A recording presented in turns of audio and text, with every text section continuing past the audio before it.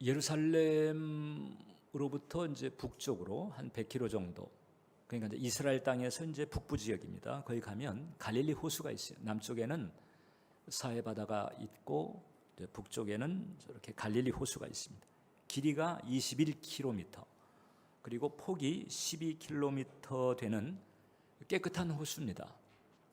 한 20개 정도의 어족이 살고 있는 그런 곳이기도 하고, 성경에는 종종 바다라고 부르기도 합니다. 디베리아 혹은 게네사렛 호수, 여러 가지 이름들이 있어요.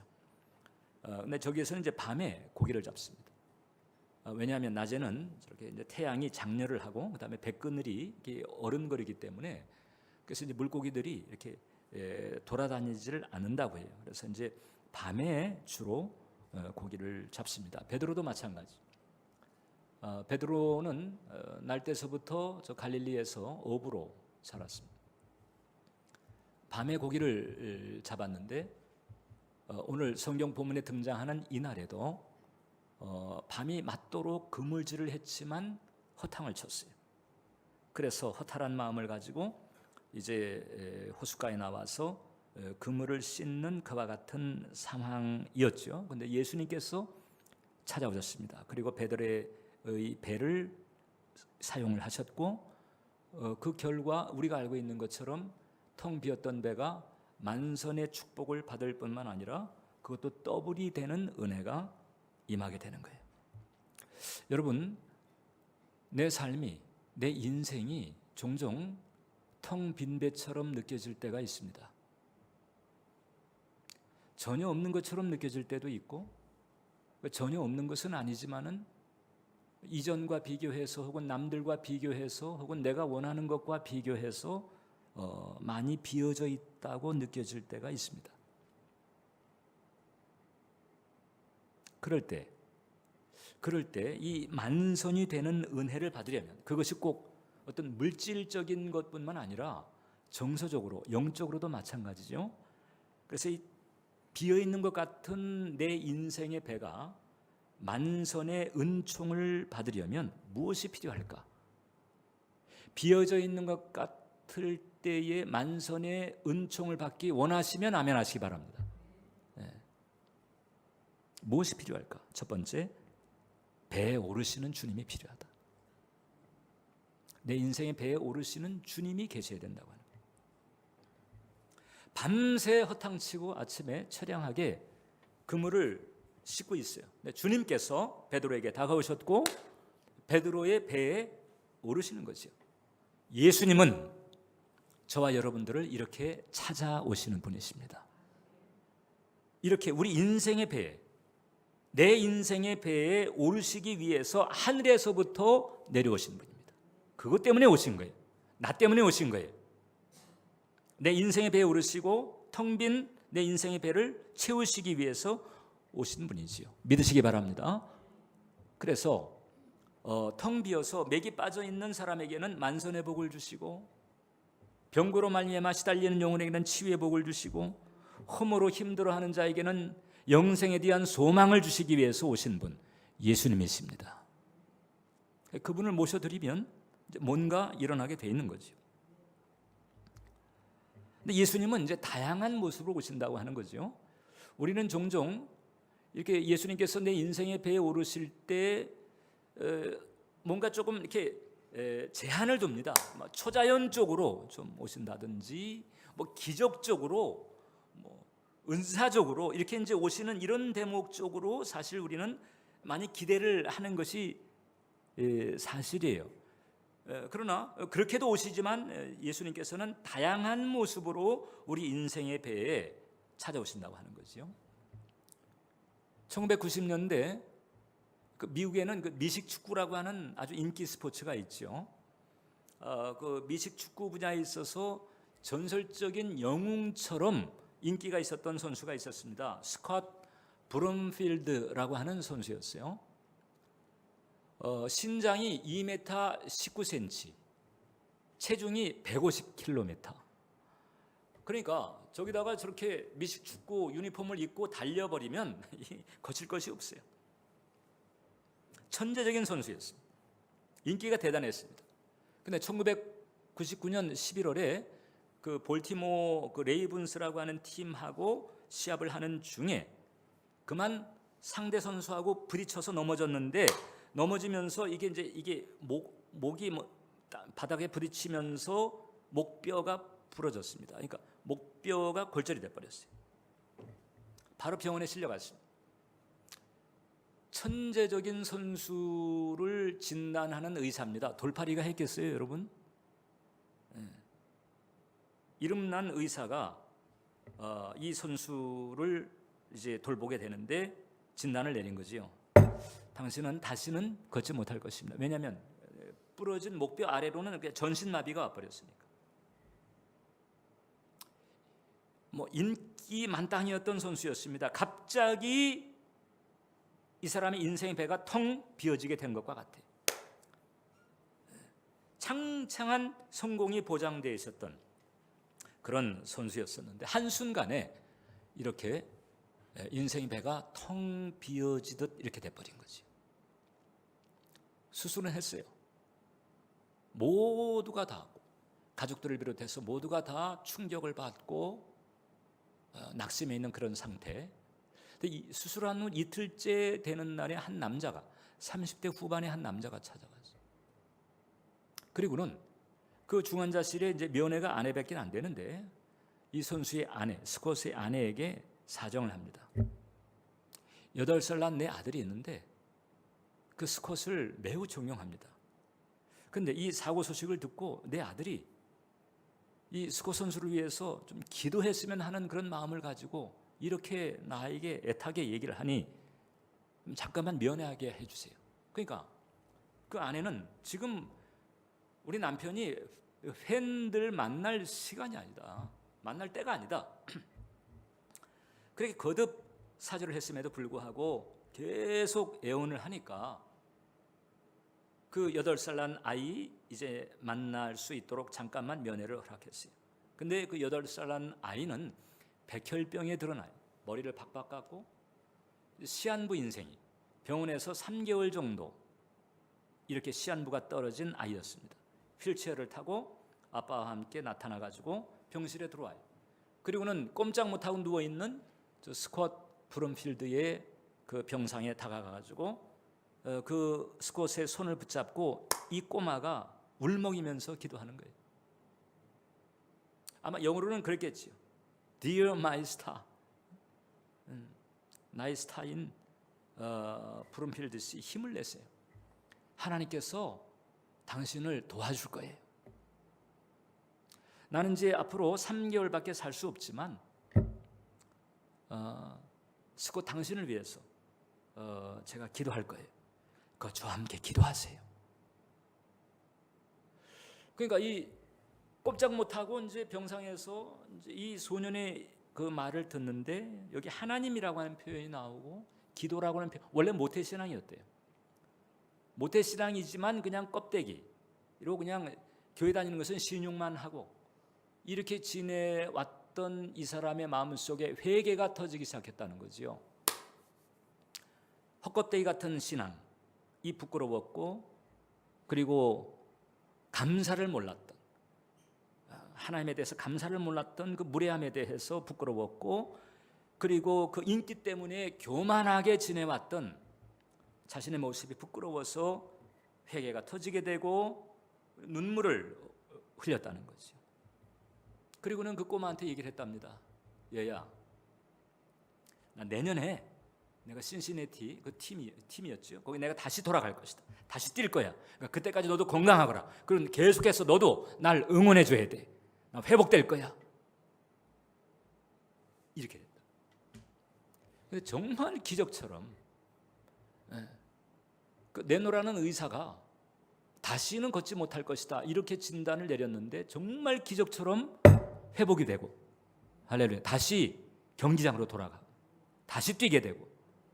근데 또 감사한 게 그 3개월짜리 그 시한부 그 꼬마도 계속 치료가 되고 계속 이 선수를 응원하게 되고, 그리고 이제 저 스캇은 은퇴한 이후에는요 복음을 전하는 일에 나서게 되는데, 특히 병에 걸려서 고통받는 어린이들, 자기가 어린애 때문에 자기 인생이 전환점이 왔던 거거든요.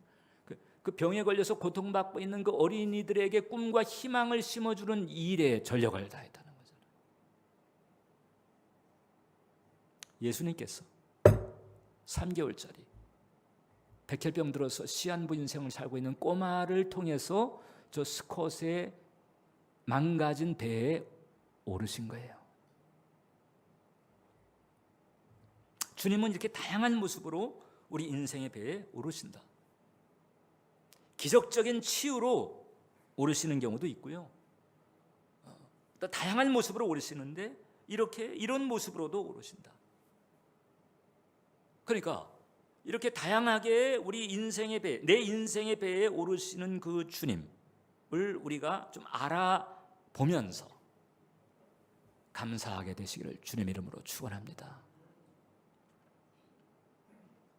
내 인생에 오셔서 내게 위로와 용기를 부어주는 사람, 혹은 내게 깨달음을 주고 나로 하여금 회복하게 만든 사람 혹은 사건, 이게 다 보면 주님께서 내 인생의 배에 오신 것과 같다는 거지요. 예수님께서는 우리가 못났기 때문에, 우리가 연약하기 때문에 우리를 챙기기 위해서 하늘에서 내려오신 분입니다. 그러므로 저주의식을 버리고 편견을 버리고 거리감을 버리고 여러분에게 찾아오신 그 예수님을 마음 중심에 깊이 모셔드리게 되시기를 주님의 이름으로 축원합니다. 두 번째, 텅 빈 배에서 만선에 이르는 과정에서 또 하나 필요한 것이 인생의 배를 육지에서 떼어내야 되는 거예요. 자, 예수님께서 베드로의 배에 오르시고 난 다음에 이렇게 말씀하십니다. 배를 육지에서 조금 떼어라. 배를 육지에서 조금 떼어야만 했던 이유는 예수님께서 그 배를 사용하시기를 원했던 거지요. 무엇을 위해서? 말씀을 가르치기 위해서. 많은 사람들이 둘러싸고 있는데 좀 더 많은 사람에게 말씀을 가르치기 위해서 배를 육지에서 조금 떼어놓게 하시고 거기에서 말씀을 가르치신 거예요. 자, 어떻든 이 과정에서 베드로는 자신의 배를 육지에서 조금 떼어야 했습니다. 그리고 육지에서 조금 뗀 상태에서 예수님의 말씀을 듣게 되는 상황에 가게 된 거죠. 만선으로 가려면 비어진 것 같은 내 인생, 그 비어진 부분을 채우는 길로 가려면 내 인생의 배를 육지에서 조금 뗄 필요가 있다. 자, 지금 베드로는요, 예수님께서 찾아왔을 당시에 예수님에 대해서 무관심했어요. 생각해 보세요, 여러분. 지금 예수님께서 배를 조금 떼어놓고 배에서 말씀을 가르치시려고 하시는 이유가 당신을 따르는 무리들 때문에 그랬잖아요. 당신을 따르는 무리들이 있었고 그 무리들에게 말씀을 좀 더 효과적으로 클리어하게 전하시려다 보니까 베드로의 배에 오르셔서 조금 떼라. 그리고 뗀 상태에서 말씀을 전하신 거예요. 자, 그러니까 지금 예수님을 따르는 무리들은요, 사실상 뭐 돈 많고 여유 있는 사람들이 아니에요. 하루 벌어서 하루 먹고 사는 그런 사람들이었어요. 갈급한 심령으로 예수님을 지금 따라온 거죠. 말씀을 듣기 위해서 예수님을 에워싸고 있는 거예요. 그런데 지금 그 상황에서 베드로는 그물을 씻고 있었습니다. 그 상황에서 베드로는 예수님과 예수님의 말씀에 대해서 관심이 없었던 거예요. 무리 속에 들어가지 않고 그물을 씻고 있었습니다. 자기 생활, 자기 생계에만 집중하고 있었던 상황.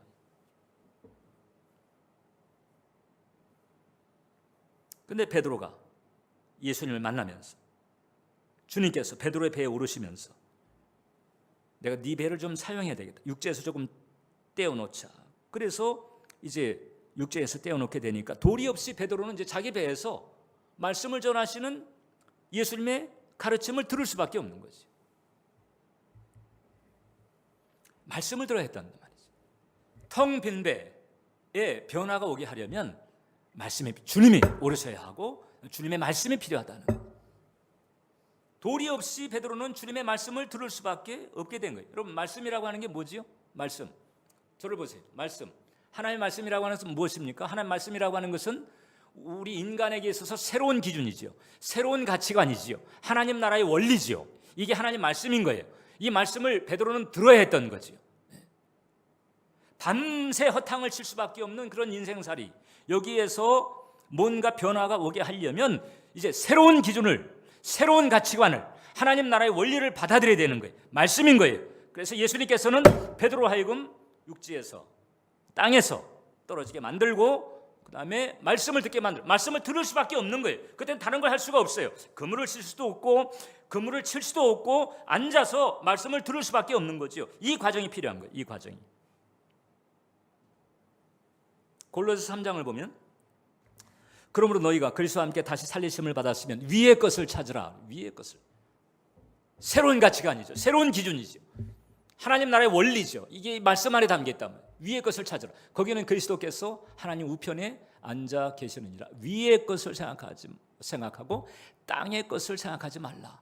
땅의 것을 생각하지 말라는 거예요. 땅에서 뛰라. 땅에서 뛰어야 되는 거예요. 내 인생의 배를 땅에서 띄어내는 거예요. 땅의 것으로부터 띄어내는 거예요. 그리고 위의 것을 찾는 거죠. 말씀을 듣는 거예요. 말씀을 듣는 거예요.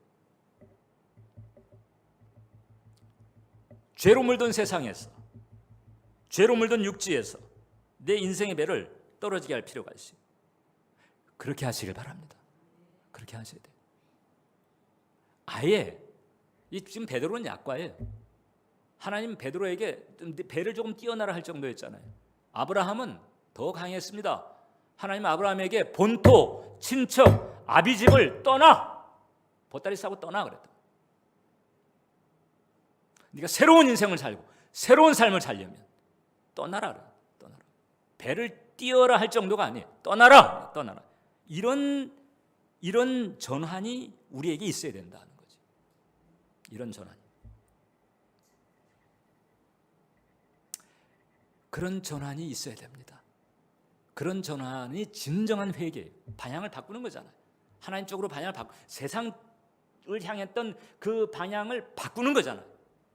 메타노이아, 진정한 회개라고 하는 거지. 진정한 회개. 우리는 날마다 회개할 필요가 있습니다. 왜냐하면 날마다 우리 안에 도사리고 있는 이 부패한 본성은 자꾸 세상 쪽으로, 썩어질 곳으로 기울어가게 만들거든.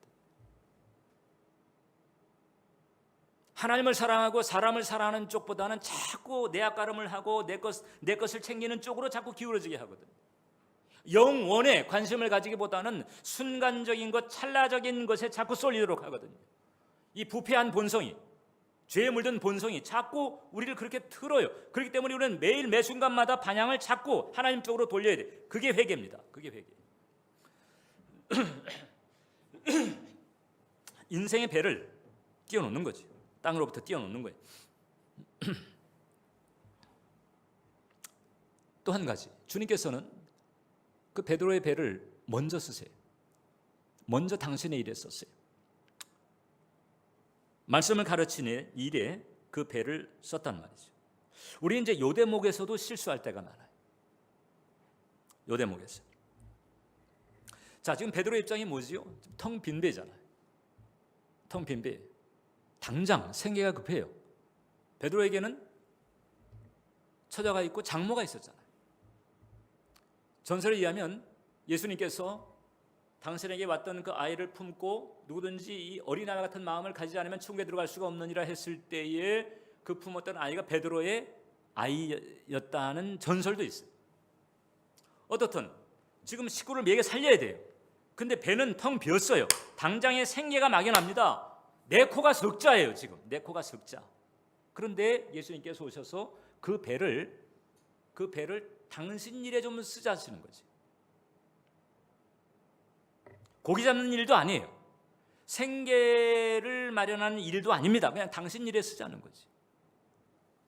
그러니까 베드로의 마음이 이게 기꺼이 뭐 열리지를 않았을 거예요. 아니 지금 내 코가 석자인데 주님 일 하라고? 이런 상황인 거죠. 이런 상황.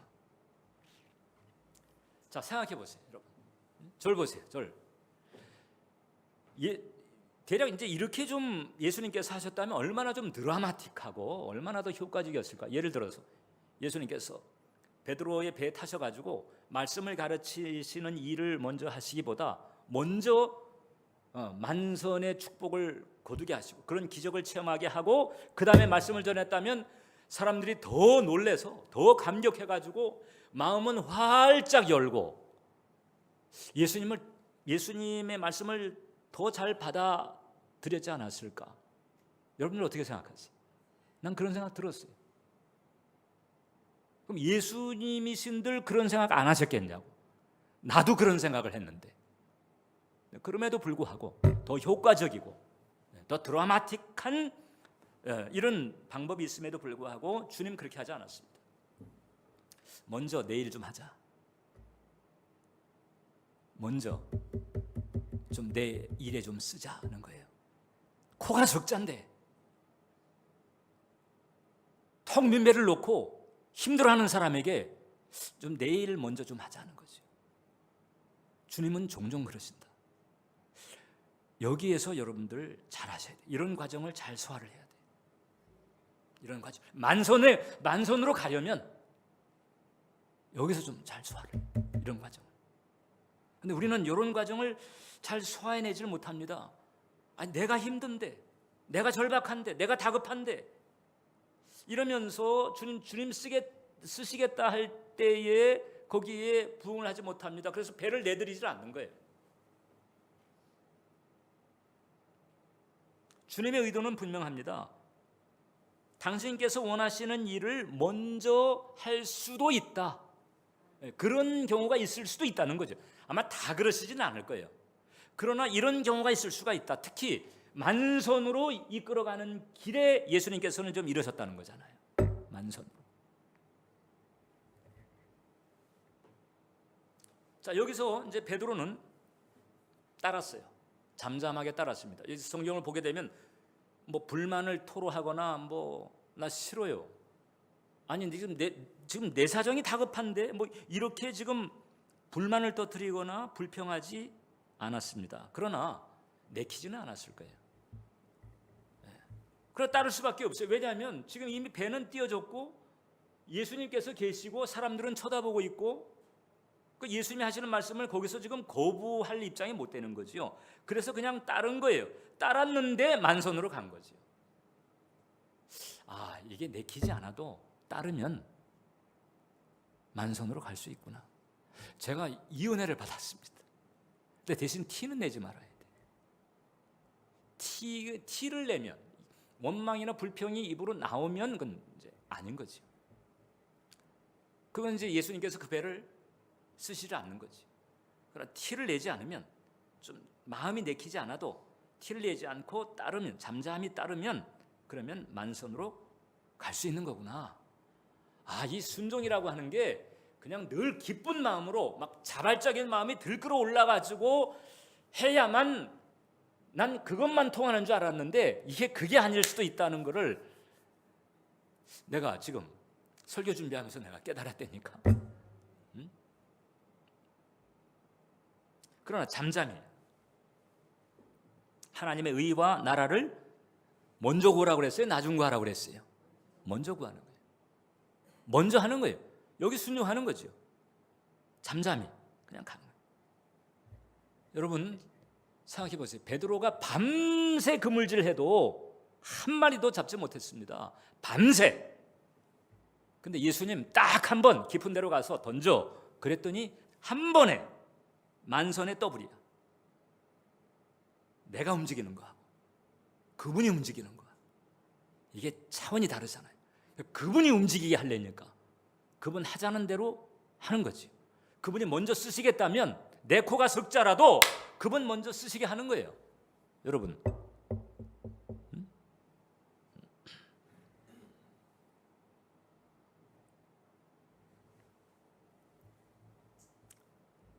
그리고 이제 이 과정을 통과하니까 마지막으로 예수님께서 그러시잖아요. 이제 깊은 데로 가자.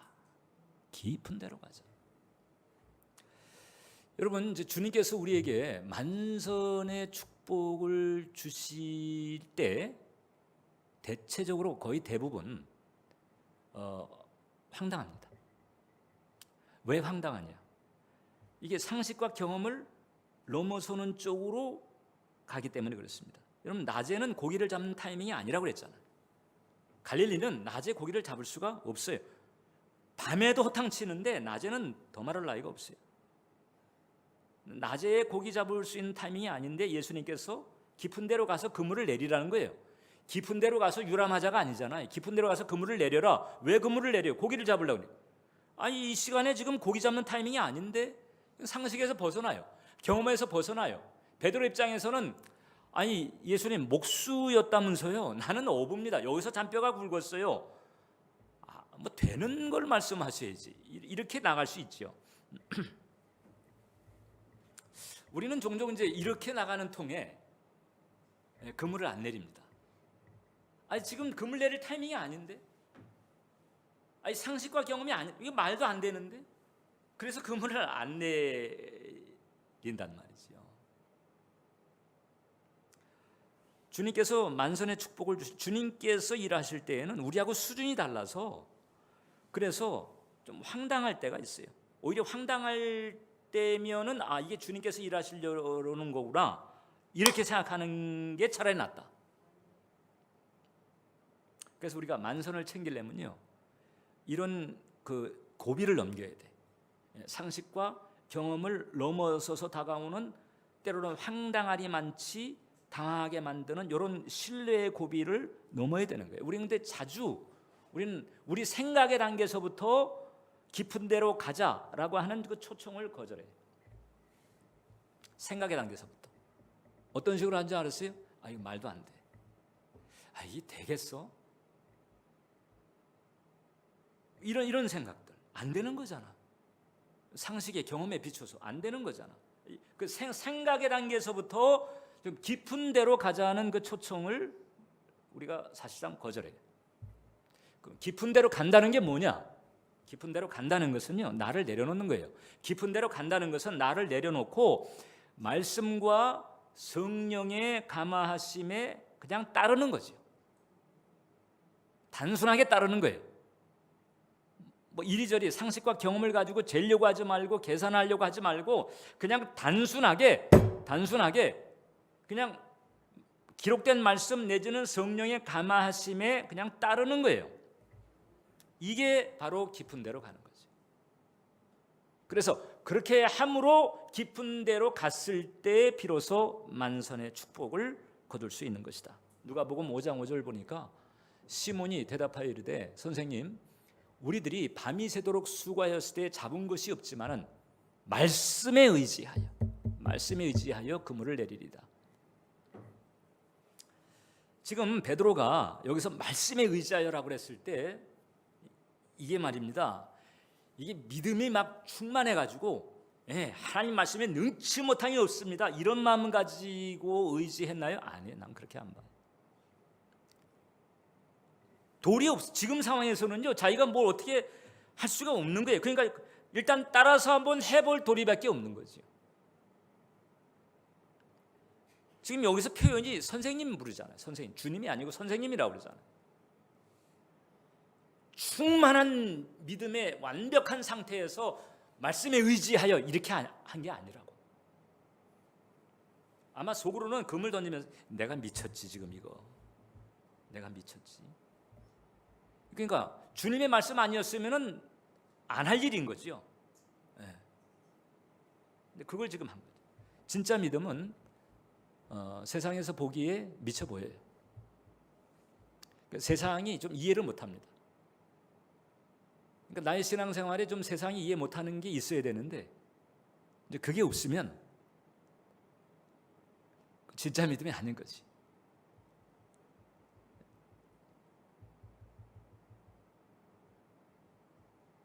그래서 우리는 이제 이것을 좀 분별을 해야 됩니다. 예수님께서 내 배에 오르신 것과 배에 오르신 그 예수님의 말씀을 따르는 것 이것은 별개다. 우리는 종종 자꾸 이렇게 묻어가려고 합니다. 어떻게 묻어가려고 하니? 내가 예수님 영접했으니까 예수님 이제 내 삶에 들어오셨으니까 이제 알아서 다 해주시겠지. No. 예수님께서 배에 오르신 것과 그 배에 오르신 예수님의 말씀에 순종하는 것 이건 별개라고 하는 거죠. 우리는 배에 오르신 그 예수님의 말씀에 순종하는 데까지 가야 된다. 그 말씀에 순종함이 없으면서 그냥 영접만 하면 예수님께서 내 삶에 만선의 축복을 끌어다 주시는 이게 아니란 말이죠. 이게 아니란 말이에요. 예수님 배에 오르셨으면 죽은 다음에 천국은 갈 거예요. 근데 말씀에 순종함이 없으면 죽은 다음에 천국에 갈지언정 이 땅에서 만선의 복을 누리기는 어렵다. 만선의 복을 누리려면 그러면 배에 오르신 그 예수님의 그 말씀, 때로는 상식과 경험에 벗어나는 당황하게 만드는 그런 하나님의 그 말씀과 성령의 감화에 내가 따라야 돼요. 예수님께서 배에 오르시는 것은 시작이에요. 시작이에요. 말씀에 대한 신뢰의 고비를 넘어가요. 그래서 본 회퍼라고 하는 유명한 신학자가 있어요. 독일의 천재적인 신학자인데 이분은 그런 얘기했습니다. 믿는 자들만이 순종할 것이며 그리고 순종하는 자들만이 믿게 될 것이다. 믿음은 순종을 통해서 나타난다는 거죠. 순종을 통해서. 자, 베드로가 뭘 알고 뭘 깨닫고 내가 말씀에 의지하여가 아니었다고 그러잖아요. 응? 그냥 따를 수밖에 없는 하면서 잘 들으세요. 그 상황이 하면서 따를 수밖에 없는 상황에서 그냥 따랐던 거예요. 그런데도 만선이야. 나중에 이제 깨닫고서 주님 이렇게 나온 거잖아요. 자, 그러니까 우리 마음이 이게 막 요동치고 헷갈리고 심란해하고 이런 상황일 때 우리는 이거 어떻게 해야 되지? 내가 어떻게 갈피를 잡아야 되는 거야? 내가 무엇을 해야 되는 거지? 이렇게 우리가 힘들어할 때가 있어요, 없어요? 있다고. 있어요. 저한테도 그런 게 있어요. 그때 우리가 할 수 있는 일이 가장 최상의 일이 뭐냐? 심란할 때 혹은 내키지 않을 때 그럴 곤란한 지경일 때 그때 우리가 할 수 있는 가장 최상의 것은 뭔가 하니 딱 한 가지입니다. 순종하는 거예요. 기록된 말씀에 순종하든지 성령의 감화에 순종하든지 성령의 감화를 감잡지 못하는 상태라면 기록된 말씀과 기록된 말씀의 연장선상 이것은 우리가 생각할 수 있는 거잖아요. 상식적으로.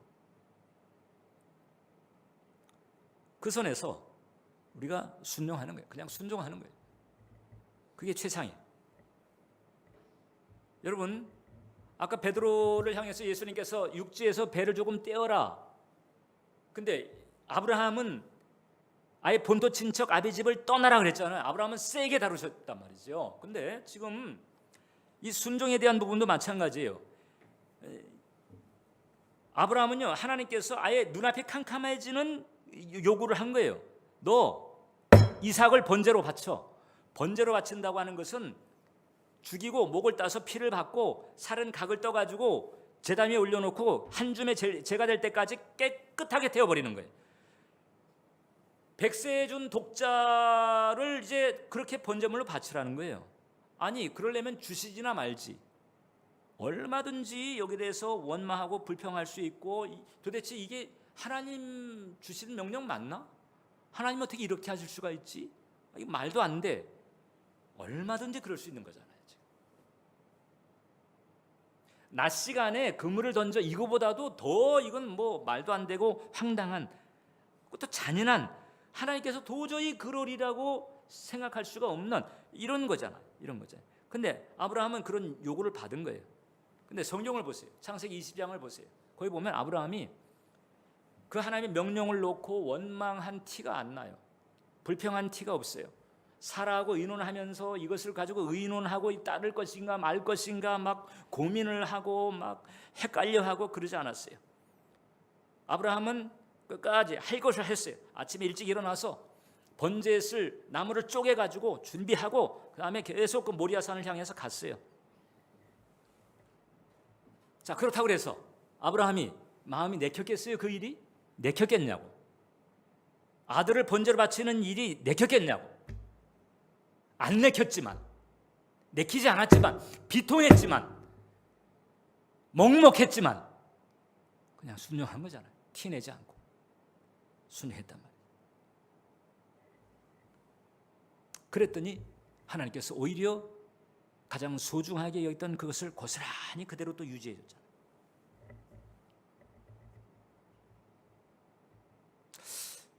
그래서 제가 이게 참 깨달은, 제가 숨통이 좀 터지더라고요. 이게 내키지 않는 마음이라도 그냥 잠잠히 순종하면 이게 만선으로 가든지 아니면 그 소중한 것 그대로 챙겨 주시든지 이게 이렇게 가는구나. 오히려 지금 그 창세기 22장에 보세요. 아브라함이 순종했더니 내가 내 씨로 바닷가의 모래 같게 하고 하늘의 별과 같이 해가지고 내 씨로 말미암아 모든 열방이 복을 받게 하리라. 이건 뭐 한 가문 정도가 아니고 모든 열방이 복을 받는 거예요. 엄청난 멀티플 축복이 있는 거예요. 더블이 아니에요. 멀티플이.